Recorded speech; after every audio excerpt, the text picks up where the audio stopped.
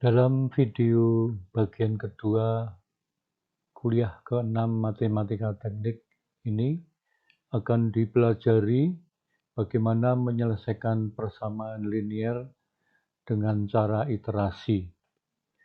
Ada dua metode, yaitu metode Jacobi dan metode Gauss-Seidel. Marilah kita perhatikan bagaimana cara penyelesaian ini.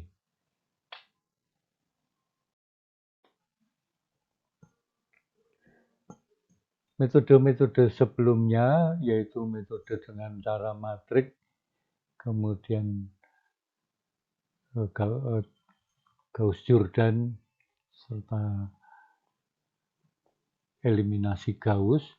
Ini adalah merupakan metode perhitungan secara langsung. Metode yang lain adalah metode iterasi. Untuk beberapa keadaan, metode iterasi lebih baik daripada metode langsung. Sebagai contoh, misalnya untuk matrik yang tersebar, yaitu matrik yang memiliki banyak elemen nol. Metode yang pertama adalah metode Jacobi. Pada sistem tiga persamaan dengan tiga bilangan tidak diketahui, A11X1, A12X2, A13X3 sama dengan B1, dan seterusnya, di mana A adalah koefisien dari bilangan tidak diketahui, kemudian X1, X2, X3 adalah bilangan-bilangan yang tidak diketahui. Persamaan pertama dari sistem ini dapat digunakan untuk menghitung X1 sebagai fungsi dari X2 dan X3. Demikian juga persamaan kedua dan ketiga untuk menghitung X2 dan X3. Sehingga nantinya akan diperoleh A11X1 plus A12X2 plus A13X3 sama dengan B1, kita ubah menjadi X1 fungsi dari X2 dan X3. Maka menjadi X1 sama dengan B1 min A12X2 min A13X3 per A11.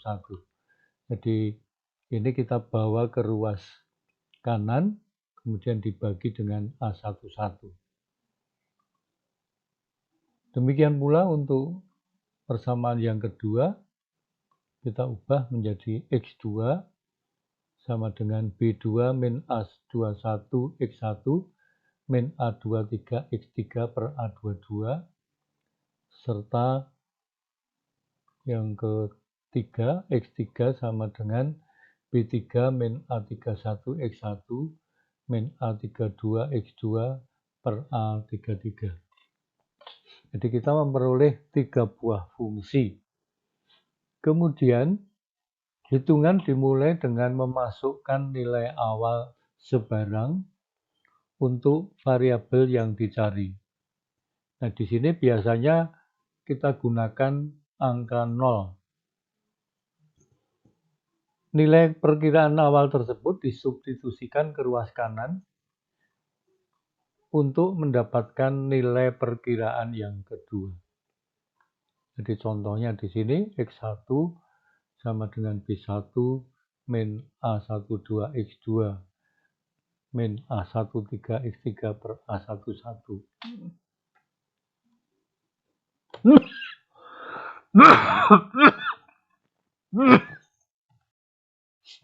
Dengan memasukkan nilai awal 0 misalkan, maka akan diperoleh X1 sama dengan B1 min A12 kali 0 min A13 kali 0 per A11. Demikian kita sudah akan mendapatkan nilai yang kedua. Nah, prosedur ini akan diulangi lagi sampai nilai setiap variabel pada iterasi ke N itu mendekati nilai iterasi ke N-1 atau nilai yang sebelumnya. Di sini superskrip N itu menunjukkan jumlah iterasi, maka kemudian persamaan tersebut dapat ditulis dalam bentuk ini. X1N sama dengan B1 min A12 X2 N-1 dikurangi A13 X3 N-1 per A11. Demikian pula untuk X2N dan X3N.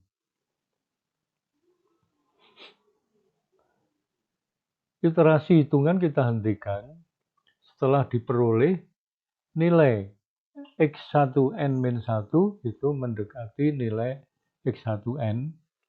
Demikian pula dengan X2N-1 mendekati X2N dan X3N-1 mendekati nilai X3N.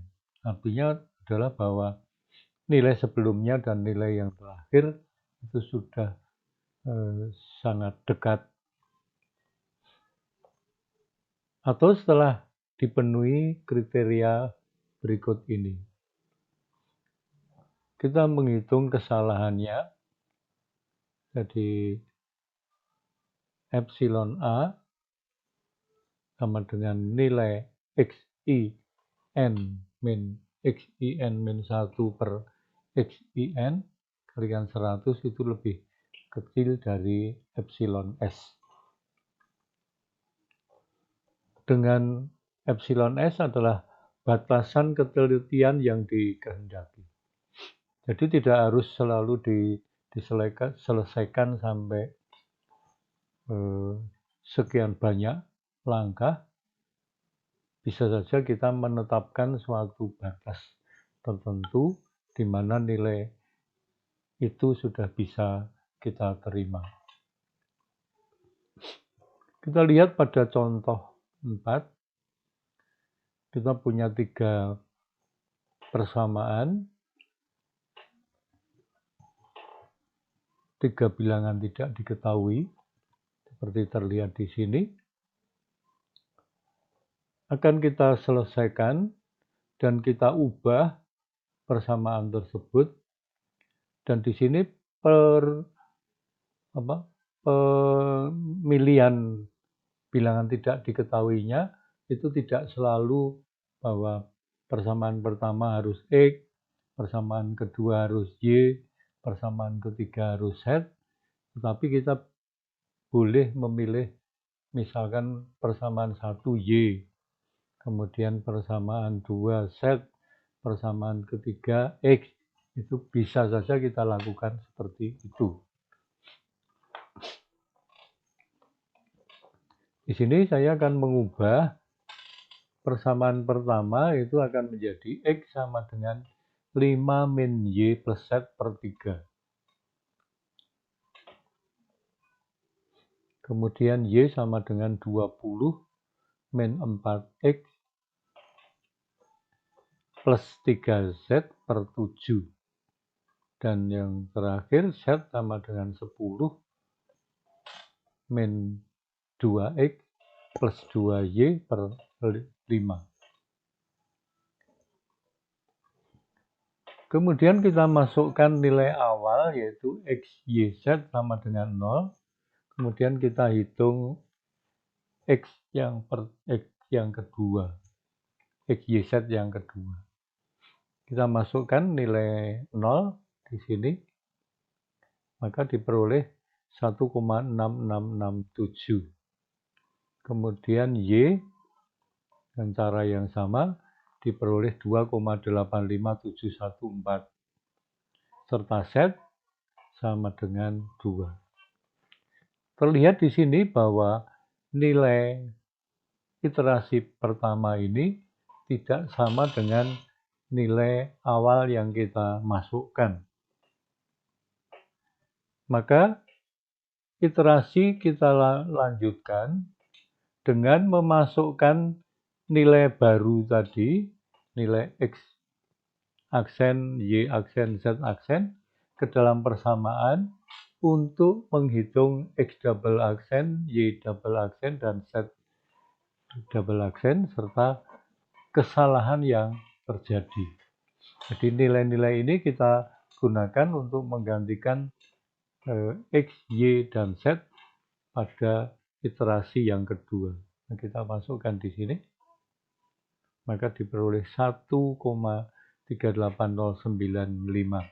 Kemudian kita hitung kesalahannya, maka di sini diperoleh minus 20,69%.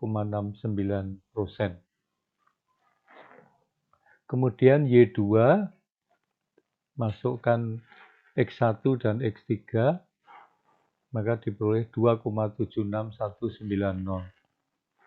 Kesalahannya sebesar minus 3,44%.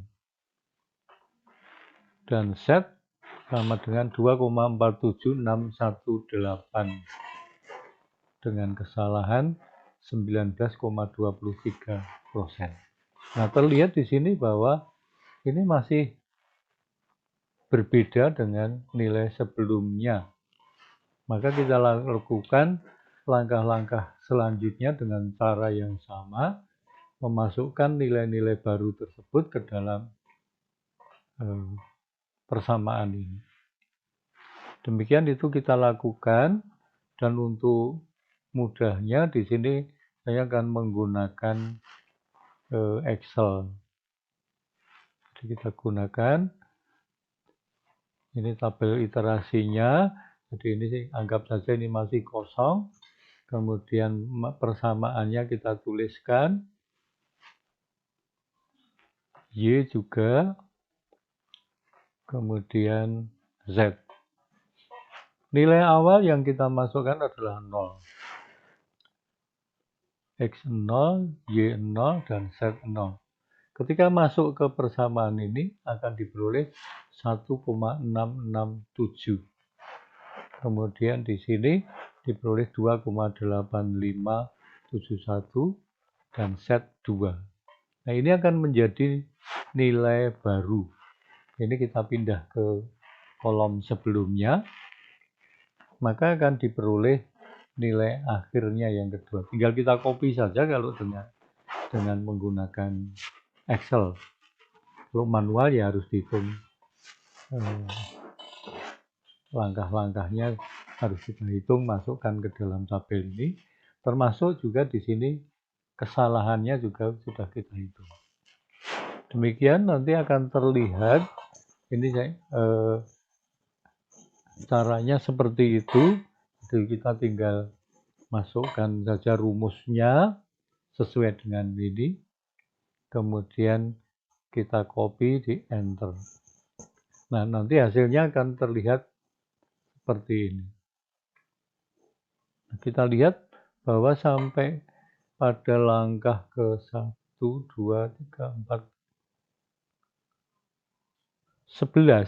Langkah ke 11 itu nilainya sudah dekat. Antara nilai awal dan akhir itu sudah dekat. Jadi ini adalah metode iterasi yang pertama, yaitu metode Jacobi. Nah, perlu hati-hati di sini di dalam pemilihan, karena dalam praktek itu seringkali justru angkanya itu tidak konvergen tapi divergen, sehingga nilainya menjadi semakin besar.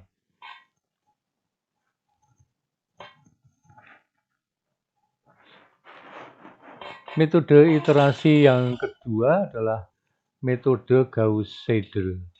Jadi dipandang bahwa dengan metode Jacobi itu kurang praktis. Maka oleh Gauss dan Seidel ini, persamaan yang diperoleh pada langkah pertama itu dimasukkan pada hitungan langkah yang kedua. Jadi misalkan kita masukkan nilai awal X1 X1, X2, X3 sama dengan 0. Maka langkah keduanya nanti nilai dari X1 itu sudah masuk ke dalam perhitungan yang di bawahnya.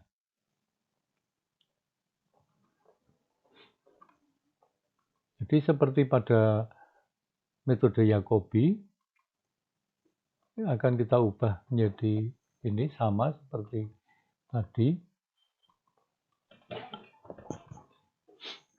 Kemudian ke dalam sistem persamaan X1 disubstitusikan nilai-nilai sebarang X2 0, X3 0. Karena biasanya kita mengambil untuk mudahnya itu awalnya 0. Sehingga kita peroleh ini. Kemudian nilai baru tadi dimasukkan ke dalam persamaan kedua. Jadi ini kalau biasanya kita masukkan di sini masih 0, ini kita masukkan nilai baru dari X1. Demikian pula pada persamaan ketiga, ini dimasukkan nilai-nilai yang sudah diperoleh dari hitungan sebelumnya. Nah, dengan cara ini nanti kita akan memperoleh nilai X1, X2, dan X3 itu lebih cepat daripada cara Jacobi. Kita lihat dengan contoh yang sama. Punya 3 bilangan tidak diketahui dan 3 buah persamaan. Kita ubah persamaannya menjadi seperti ini. X sama dengan 5 min Y plus Z per 3, Y sama dengan 20 min 4X plus 3 Z per 7, dan Z sama dengan 10 min 2X plus 2Y per 5. Nah, dari sini kita masukkan nilai Y dan Z-nya itu 0. Nah, saya masukkan ke dalam persamaan ini. Maka diperoleh X aksen itu 1,6667. Kemudian nilai ini dimasukkan ke dalam hitungan untuk menghitung Y aksen. Ini. Jadi di sini kalau pada Jacobi ini masih 0, di sini nilai baru itu sudah masuk. Dia diperoleh 1,90476. Dan seterusnya itu kita lakukan baik pada X, Y maupun Z. Terlihat di sini pada Z pun sudah dimasukkan nilai-nilai yang diperoleh terakhir.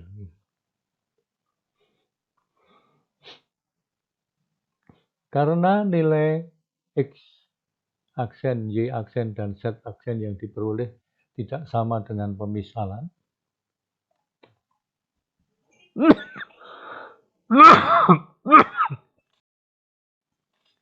iterasi dilanjutkan dengan memasukkan nilai baru ke dalam persamaan untuk menghitung pada iterasi yang kedua serta kesalahan yang terjadi. Jadi dalam langkah kedua ini sudah dimasukkan X, Y dan Z yang baru. Diperoleh sekian. Kemudian masuk ke dalam, dihitung kesalahannya dulu. Kemudian masuk ke hitungan kedua untuk Y. Ini sudah masuk. Ini nilai dari hitungan sebelumnya. Diperoleh 2,76664. Dihitung kesalahannya menjadi 31%. Dan set double aksen kita peroleh ini, dan ini kesalahannya. Nah, demikian ini masih belum sama dengan nilai sebelumnya, maka kita lakukan demikian prosedur itu sampai diperoleh kesalahan yang relatif terhadap ketelitian yang diharapkan. Nah, caranya seperti tadi, kita masukkan. Nah, di sini kita menggunakan nilai 0, di sini 0, 0. Kemudian menghitung di sini, ini X-nya sudah digunakan yang baru, sedangkan Z-nya masih 0. Di sini kita menggunakan nilai X yang baru dan Y yang baru. Demikian nanti kita lakukan, ini menjadi nilai baru masuk di sini, masuk dalam persamaan, maka diperoleh nilai akhir. Kesalahannya sekian. Kemudian menghitung ini sebagai nilai awal, kemudian dimasukkan, ini sudah masuk. Demikian itu kita lakukan sampai diperoleh nilai yang mendekati dengan nilai yang sebelumnya. Hitungan kita lanjutkan dengan prosedur tersebut sampai diperoleh kesalahan yang relatif kecil. Jadi ini kita sesuaikan dengan ketelitian yang diharapkan. Dan untuk mudahnya saya wujudkan dalam bentuk hitungan Excel. Jadi terlihat di sini bahwa untuk langkah yang lebih pendek itu sudah lebih baik daripada metode yang Jacobi tadi. Nah, demikian dari 5 metode cara menghitung persamaan linear ini, tidak selalu yang cara iterasi itu menjadi lebih baik.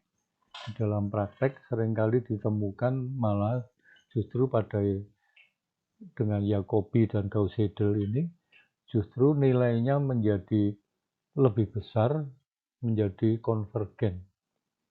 Kalau konvergen berarti ada kesalahan kita di dalam memilih bilangan yang tidak diketahui diambil dari persamaan yang mana.